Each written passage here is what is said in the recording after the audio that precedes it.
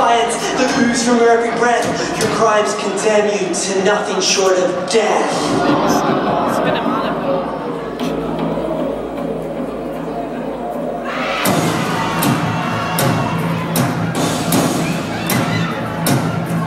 No more, we've had enough. He's a blasphemer alive, then I'm a treacherer, now it's time to get tough. We can't let this go. He must bear the full weight of his sin, and I'm ready to tear my robe. Seriously, what did you think? You would come in and steal the whole show, and we wouldn't even kick up a stick? But you've just gone way too far. Let's see if you can cheat death, son of God, if that really is who you are. Take him away.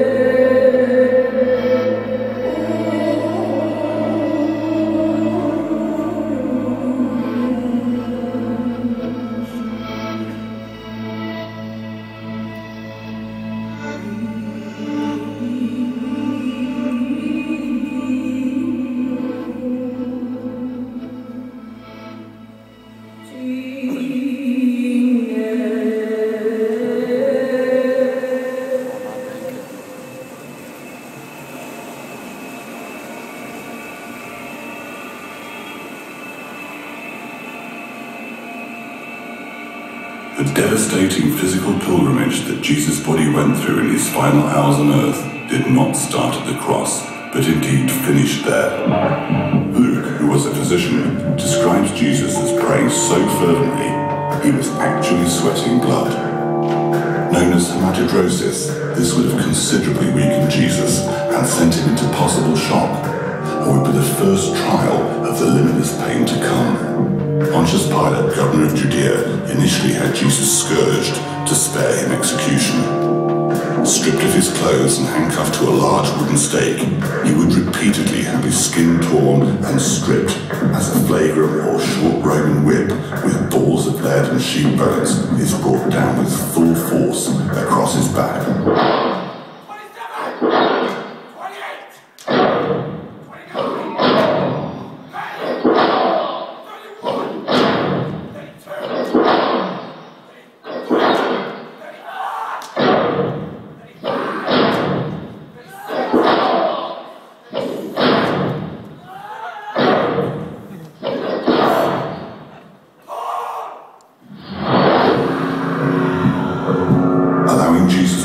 Only for a moment, they then mock this provincial Jew claiming to be a king by adorning him with a robe and scepter, only to complete the travesty with a crown. Fashioned out of a branch containing 6-inch thorns, the crown is then repeatedly driven into his skull, one of the most vascular areas of the body, causing copious bleeding. The large wooden patibulum of the cross is tied across his shoulders, and thus begins a slow, agonizing journey along the Via Dolorosa to Golgotha.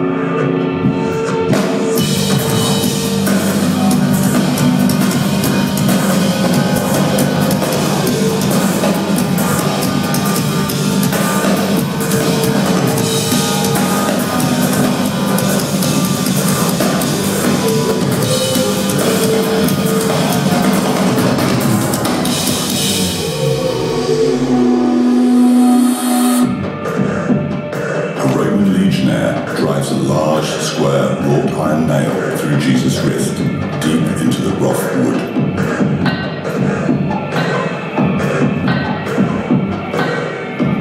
The left foot is now pressed backward against the right foot. A nail is driven through the arch of each, leaving the knees moderately flexed.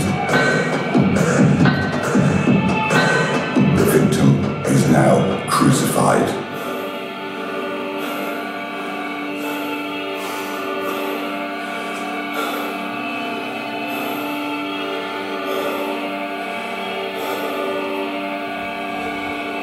The nails in the wrists are putting pressure on the median nerves.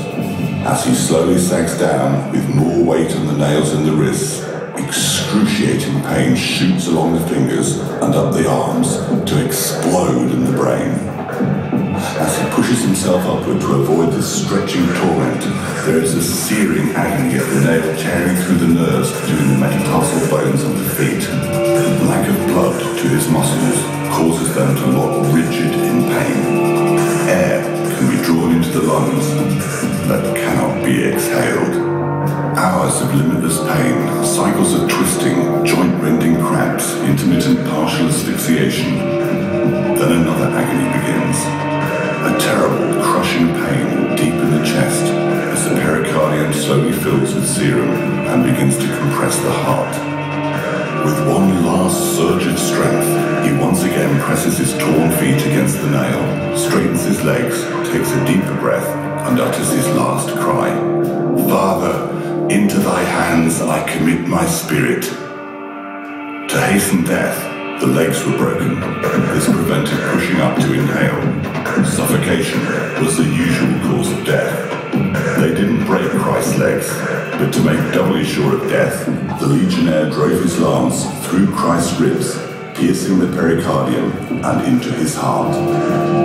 This escape of fluid from the pericardium shows that our Lord died not the usual crucifixion death by suffocation,